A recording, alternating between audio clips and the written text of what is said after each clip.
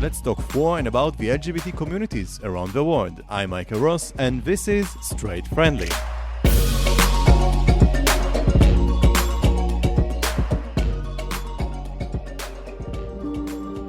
We choose to discuss history on this podcast because we believe that in order to understand the present and what the future would look like, we need to discover our past.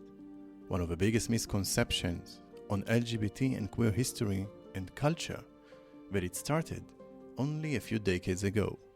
As we will discover in this episode with our guest, Professor Moshe Sluhovsky, it started way back, more than 1,000 years ago. There are many things that are kept hidden from our history. We know only what other leaders in previous generations wanted us to know.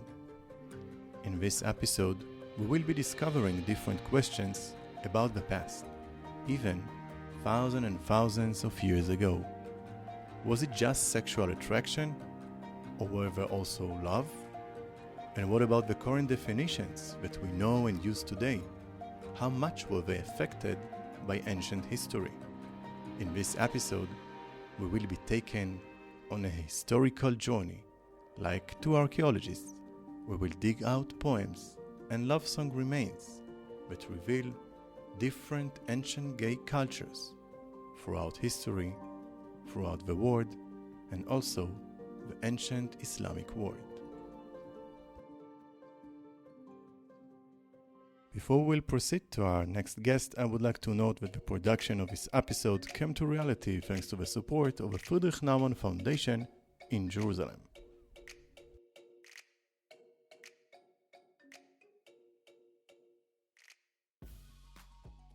So today we have with us Professor Moshe Sluhovsky from the Hebrew University of Jerusalem. Professor Sluhovsky is a specialist in the fields of the history of Europe and the history of sexuality. Professor Sluhovsky, hello.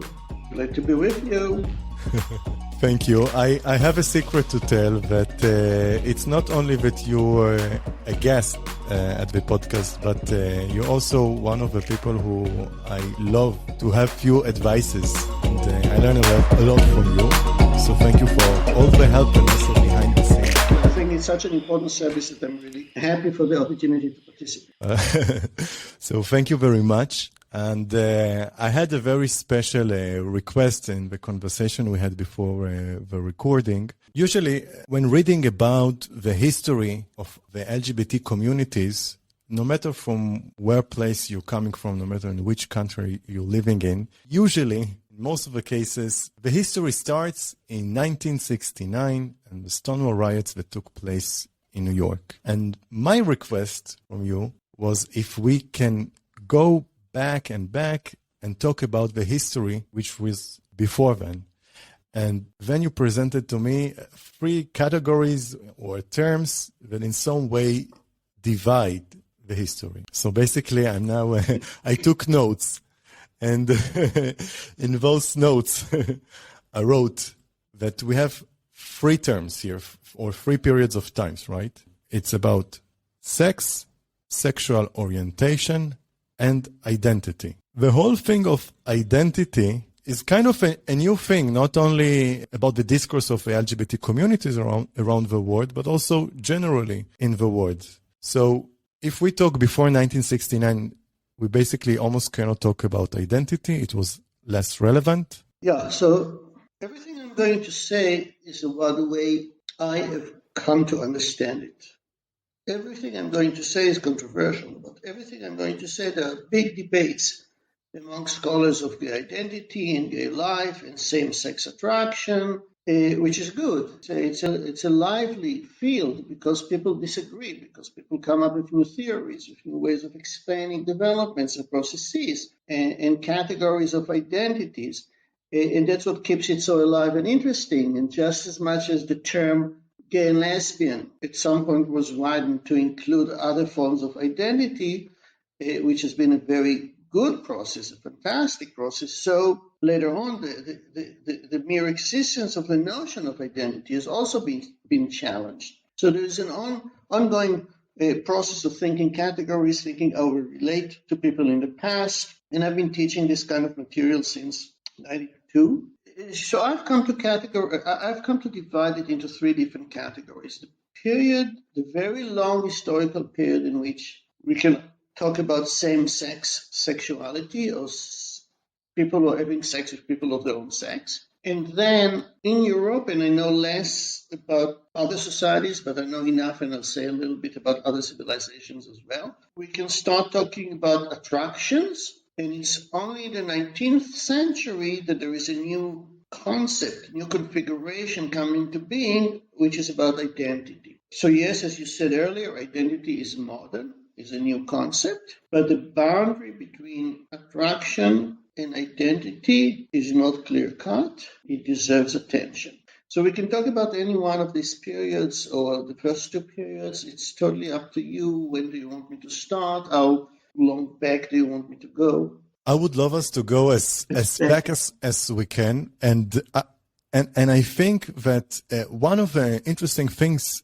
related to if we can say the LGBT history, although you just said that I cannot use probably this term for the history, but is there any chance that because this whole idea was controversial during some periods of times or some cultures, so because of that, we have less evidences? So actually, the knowledge that we have is based only about few historical remains that we have?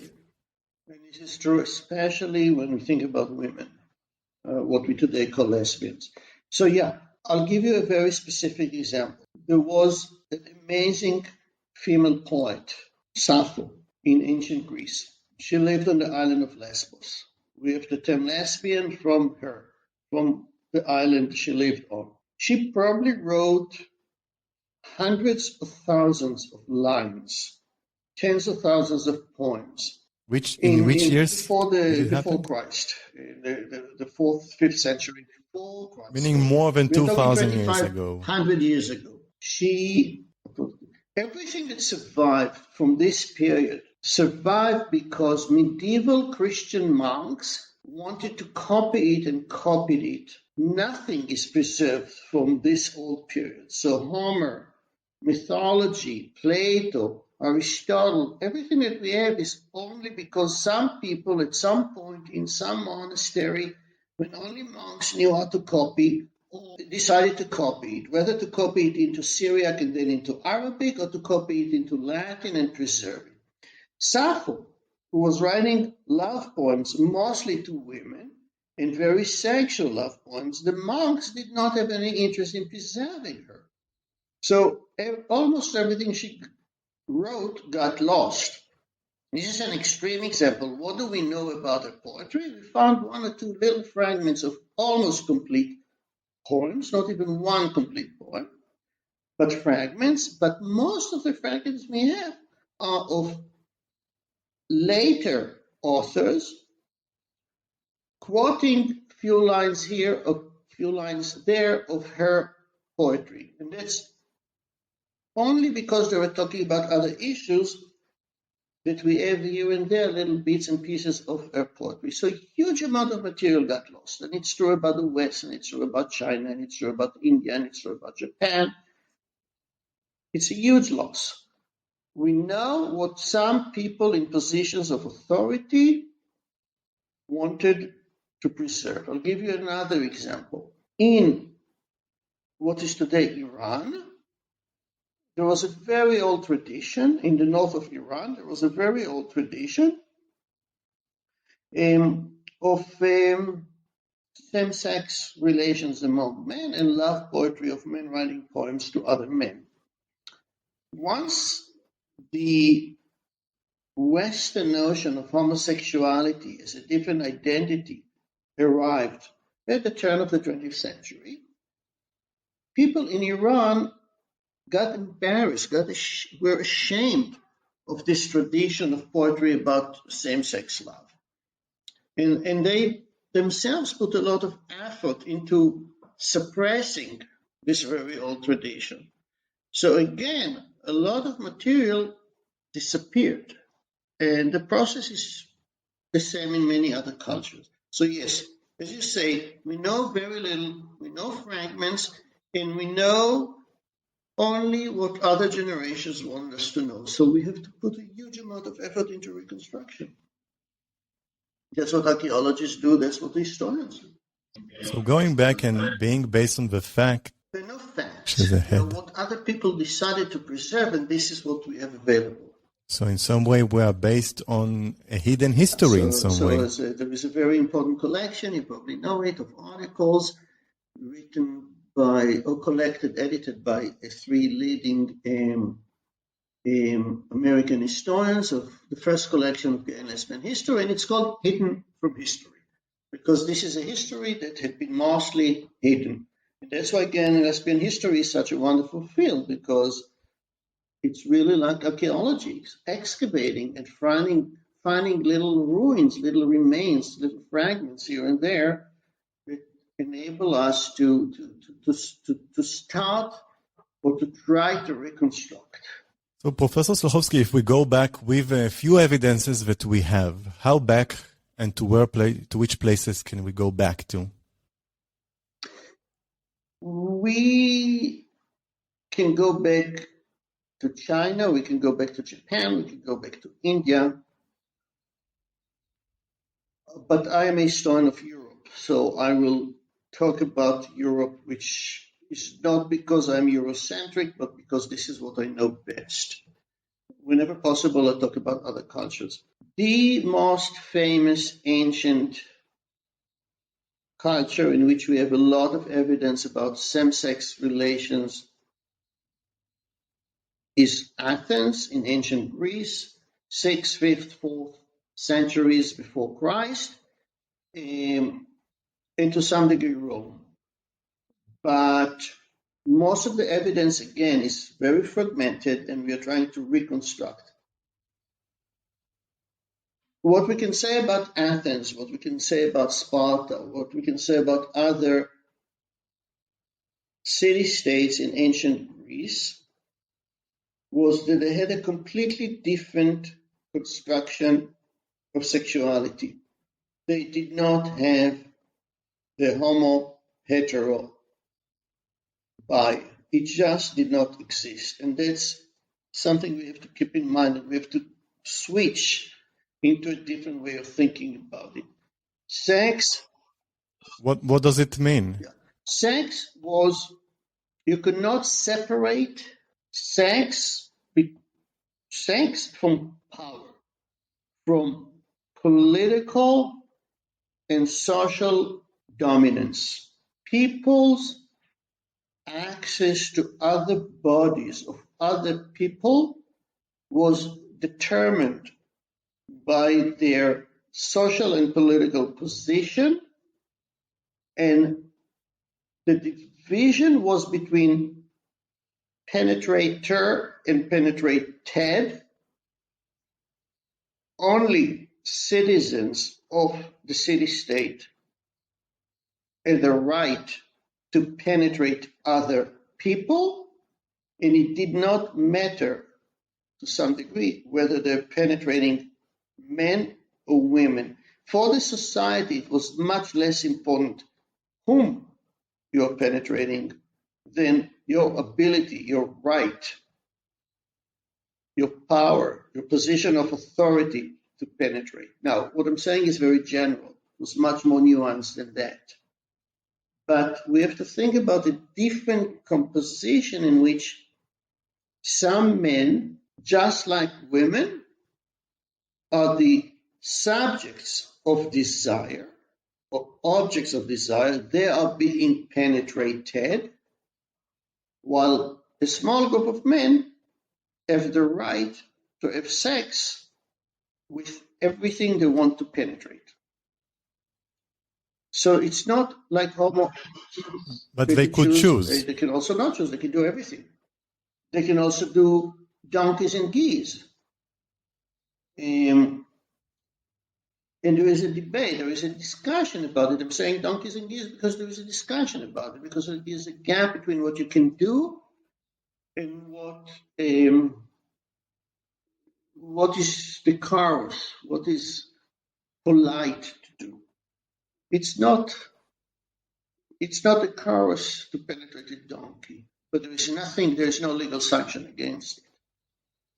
It's not appropriate to penetrate a boy under 12, but there is no legal sanction against it. So it's a completely different construction, and that's why it's not so easy for us to understand it, to conceptualize it.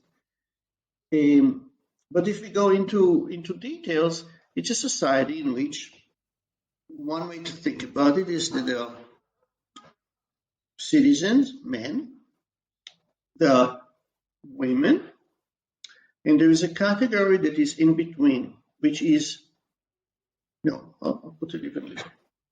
There are people who are, by their very social definition, in a position of submission. And it includes women, and it includes slaves, male and female slaves.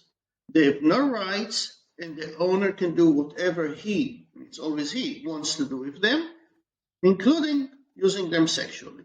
Today we're thinking about men abusing maids sexually. We have to think about a society in which abusing male slaves and male and female slaves, using them sexually indistinguishably.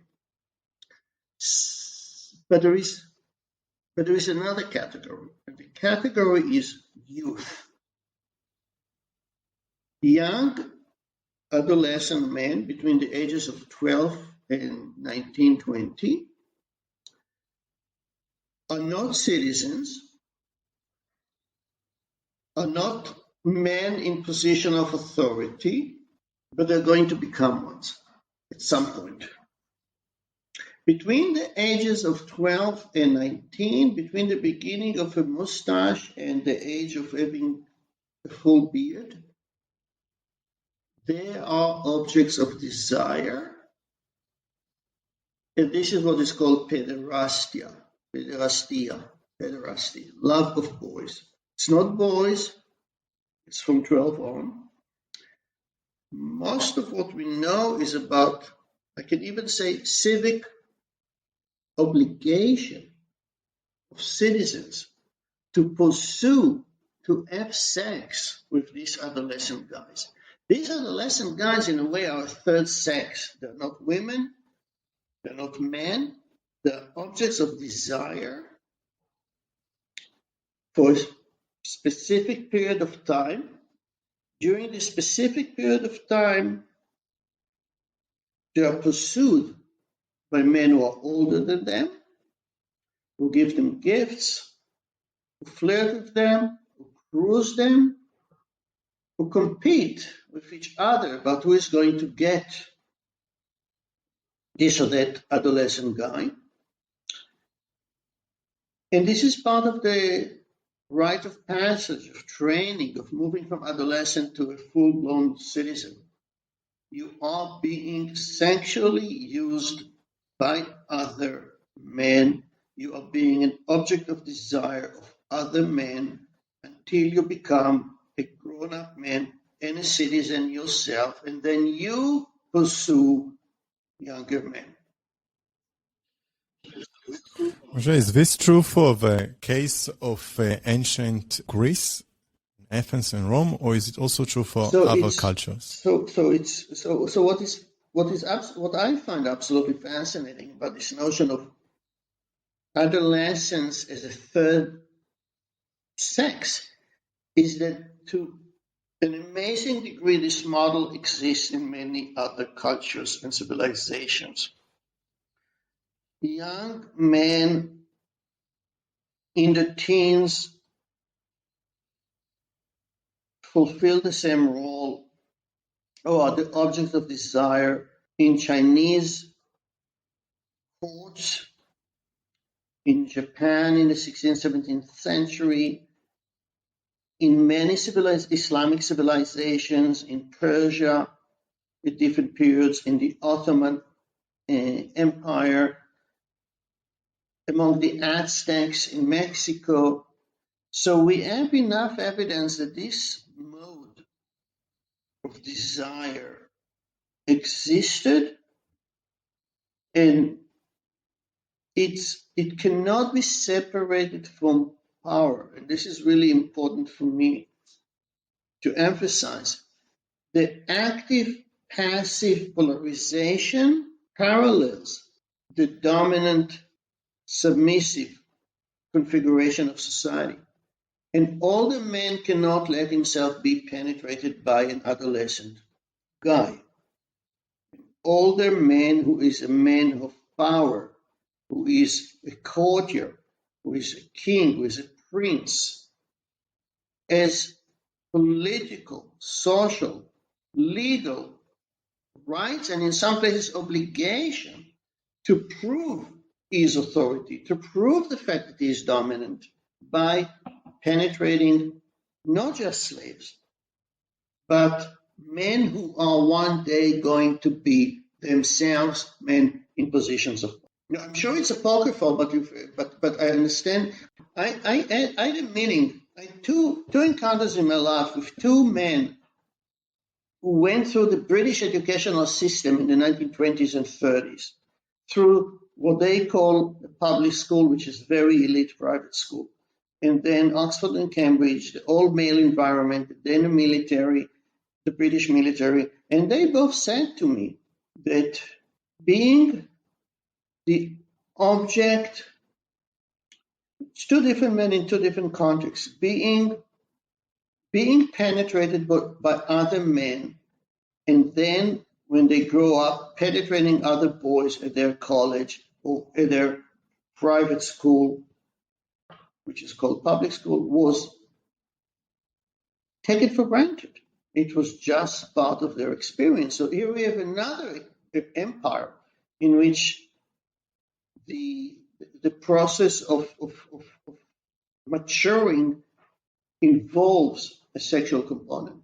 And I think that maybe we cannot ignore the fact that in some way maybe it also affects the way that sometimes today, even in the current discourse within the LGBT communities or the homosexual community, the way that maybe it still affects how people preserve the whole top and bottom issue. Maybe it's rooted in our past, in those cultures. Yeah, I think one of the most amazing things that happened in the 50s and 60s, even before Stonewall, is that among some men, and I should say a few things about women in a minute, but among some men who were attracted to men, slowly they started to develop the notion of versatility, that I don't have to always only be top, always only be bottom, and this very clear distinction that also had with the social class started to disintegrate.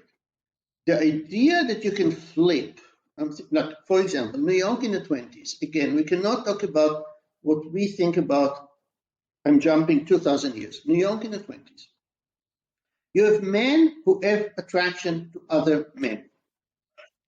In the 1920s. What did I say? It's already 100 years. 1920s, in yes. 2,000 years after what we're talking about, more than 2,000 years ago. We're not talking about only sex, we're talking about attraction. There are men who want to have sex with other men, and they don't want to have sex with women because all these weak people I talked about, all of them get married, all of them move on from same sex to sex with people of the other. All these men move to sex with women. I'm talking about a completely different configuration. 1920 New York, 1920 London, 1920 Paris. You have men who know that they only want to have sex with other men, but they don't want to have sex with homosexuals. They want to have sex with real men. And real men are straight men who are working class or sailors or army or the Queen's guards or the stable guards of the Queen. And they are extremely in demand. And they make a lot of money off it. They are fucking or being sucked by queens, and the queens would never think of having sex with another queen. They only want to have sex with real men, with straight working class men. So again, it's a completely different configuration. And then suddenly something happens in the 50s, in the 60s, when men who identify as men who desire other men start to say, oh, maybe this active-passive top-bottom is not a sacred configuration. We can play with it. So yes, you're right. This was a very long tradition that lasted for the longest time. It also had different configurations, right? In ancient Greece, it's about age. In early 20th century New York or London, it's about class. It's the elite man who actually wants to be penetrated by the working class men. So there are different configurations of it, but it was a very clear demarcation. It was a very polarization, which has been, to some degree, has been changing in the last 50 years or so. I think that this point is really, really interesting because sometimes we can take those things as granted, especially in current times, and it hasn't been always like that, and we can see how things are getting changed throughout history. Professor Sluhovsky, before we'll go to the break, I would just like to let our listeners to know that after the break, we're going to talk about a poem which you chose, and we also had a special guest that helped us to record that poem. But before we'll go to our break, can you please explain us a bit about the poem and the story behind? Just a bit, just a few sentences. It's about, if I'm saying it correct, it's about Abu Mansur at-Talibi, right? Am I said correct? You want me to talk about it? In one or two sentences, what we're going to talk about? In Islam and in Arabic, we have a huge, long, beautiful tradition of ghazal poetry, of love songs written to beautiful boys. And this is a very old tradition, and we have thousands of these poems in Arabic and in Persian. And it exists all the way from Iran and Afghanistan to Spain, when Spain was Muslim. And these are, and what I sent you is one or two examples from this huge body of amazing poetry. Which was written around the 961 and yes, long time ago. If you would like to listen to our other episodes, you can find us on Spotify, Google Podcasts, and so on, and also on our website, mavahasarrived.com.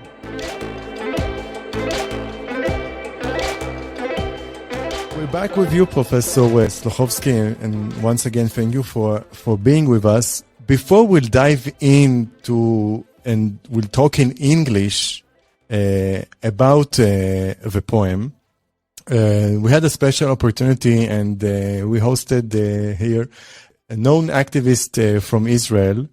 His name is Jonathan El-Khoury, who volunteered and agreed to record this poem, which was written more than 1,000 years ago in Arabic. So let's listen to the recording. أبو منصور الثعالبي وشادنين صائغين هم الفؤاد به وحبه في سواد القلب قد رسخ يا ليتني كنت منفاخا على فمه كيما أقبل فاه كلما نفخ. Sure, let's test my English. Shall I do it all at once? Moshe, I feel like we have a special moment now. My heart is passionately in love with a goldsmith phone. My love for him has taken firm root in the bottom of my heart. Oh, would that I were the blows at his mouth, so that I could kiss his lips every time he blows. Fantastic, isn't it? I must say that in Arabic it sounds much better.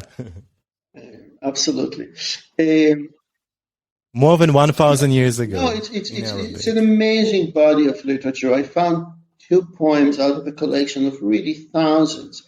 And it's a tradition that lasted for about 1,000 years. Again, we talked earlier about fragments, about we have to deal with what we have left. The same poets also write love poetry to women. They did not think of, if you love men, you cannot also love women. If you write love poems to men, you cannot write love poems to women. If you have sex with men, you cannot have sex with women. This is not the way they thought about the world. They thought about the fact that you love women, you love adolescent boys, and you can have sex with both adolescent boys, with prostitutes, male and female, which is a huge part. We've not talked about it. From Greece, China, every civilization that we can think of also had a huge amount of male as well as female prostitution available for men. So for them it was a completely different universe. The men who wrote love poems for men also wrote love poems for women. Was it only a literary genre? We don't know. It probably was not only a literary exercise, it was also a reality of the life these people lived. We have very little non-literary evidence. So again, we have to take what we have and to work with what we have. And Jews who lived under Islam, for example, in Spain, Jewish poets wrote the same kind of love poetry to men in Hebrew. Does it mean that they were also similarly engaged in sex with adolescent boys? Probably.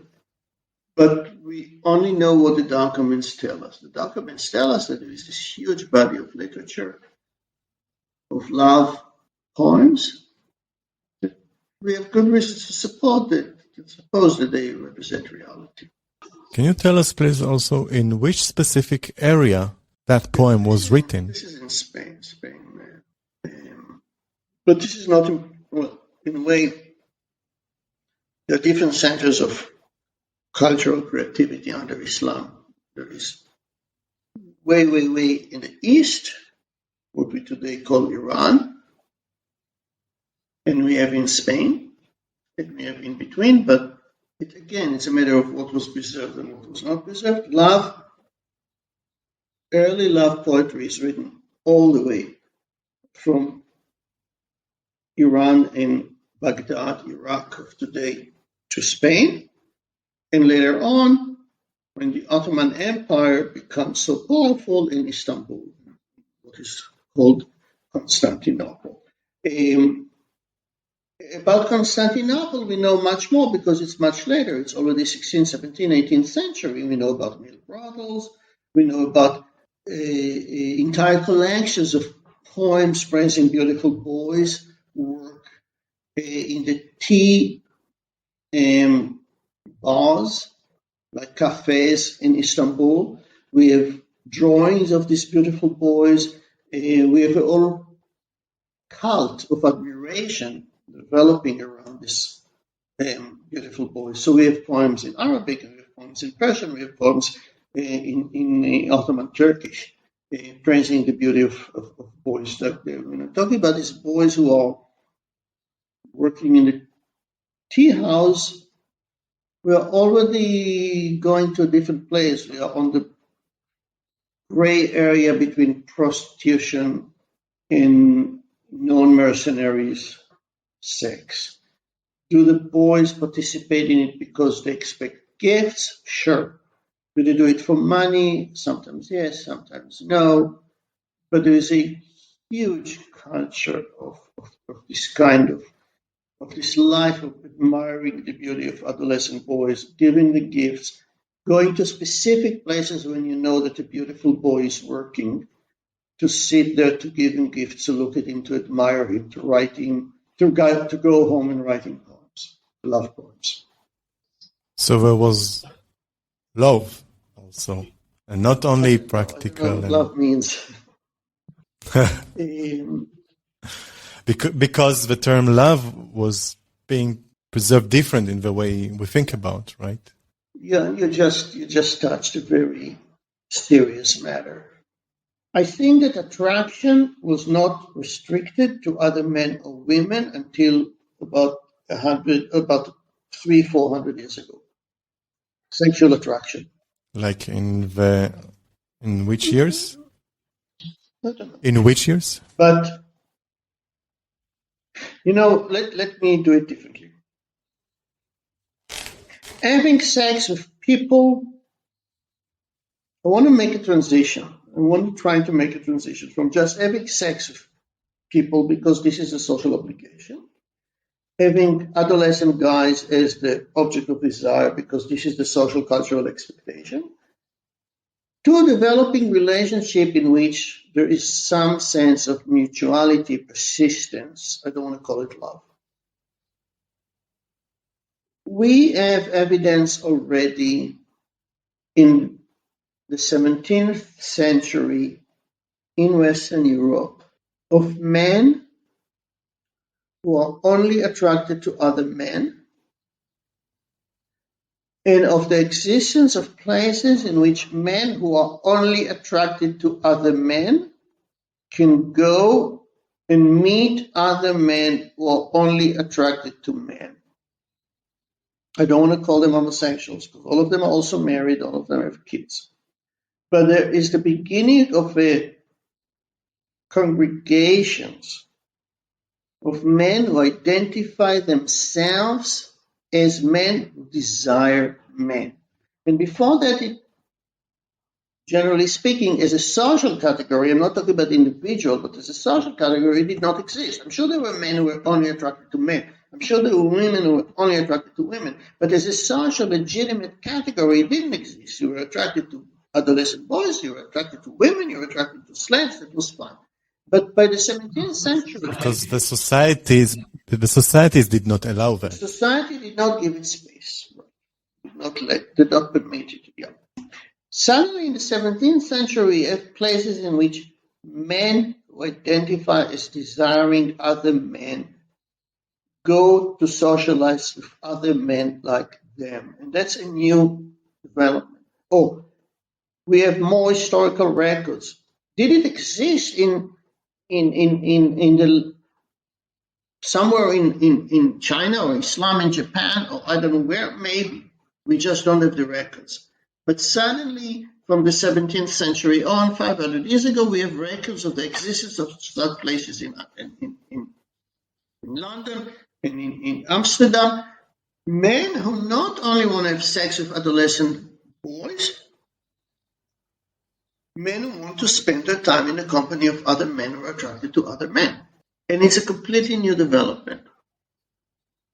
So, can we start talking about love? We have some rare examples that we know. We have actually a number of couples of women. Two women who move in together and live in together and share the same bed and create households in 17th century England. So there is something new happening there. We have examples that we know from court records of two women living together for 20, 30 years, and one of them is the husband, one of them is the wife. And we know about it because when they get caught, they're put on trial. So we suddenly start to see a new configuration. And if I had not said more about women in the past, it's because we just know so little. But suddenly we start to know. And even what we know about women is because they're not accused of sex, because two women together, according to many legal systems, cannot really have sex with one another, because sex is defined by phallic penetration. Women don't have the phallus, so they cannot penetrate. So many societies don't know what to do with this kind of thing. What is it? What is it that women can do with each other? Is it sex? Is it not sex? The earliest case record we have from Europe is about two women, but the accusation is not that they had sex with each other. The accusation is one of them used, what today we would call a dildo, to penetrate the other. So she was appropriating maleness. And this is what she's accused of.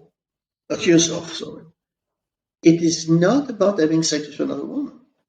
It's about cheating by reading of this court cases that one of the women decided to save her life, or they both decided to save the lives of one of them. But one of them saying, I never noticed that she was not a real man. But it's my guess. I don't know if it's really happened. But one of them is accused of using an artificial phallus, because the issue is the phallus. That's why we know so little about sex between women, because most societies just disregarded it. It was not important. Anyway, we do have suddenly cases of women living together, men living together, men being attracted to other men, women being attracted to other women, and the beginning of some new social configuration. I think we have it. We started this episode with a goal that showing that the LGBT history didn't only start around 1969 in Stonewall riots in New York.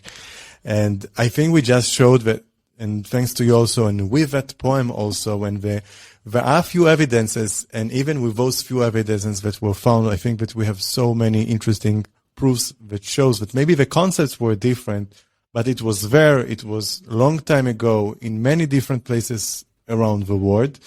And in the next episode, we will jump also to the American point of view, which is more known today in many cultures and in the current discourse. But we didn't even talk about the history of Germany and France. That has a lot to do with their contribution to our discourse today. But this is probably something that we will keep for another recording that we will have together, Professor Sluhovsky. And I want to thank you very, very much for sharing with us all of your information and the study that you had. And I think that we also showed, thanks to you, also some perspectives of sexual European history, which probably can surprise most of our listeners. So thank you very much. You're welcome. I was happy for the opportunity. The production of this episode came to reality thanks to the support of the Friedrich Naumann Foundation in Jerusalem, and also thanks to Sharon Egri and Jonathan El-Khoury. This was another episode of Straight Friendly Global. You can find more episodes and listen to our podcast on your favorite listening app, such as Spotify, Apple Podcasts, Amazon, Echo Podcasts, Alexa Media Player, Google Podcasts, and so on. I am Michael Ross, and this was another production of a Straight Friendly Global. The podcast comes from the house of Mother Has Arrived.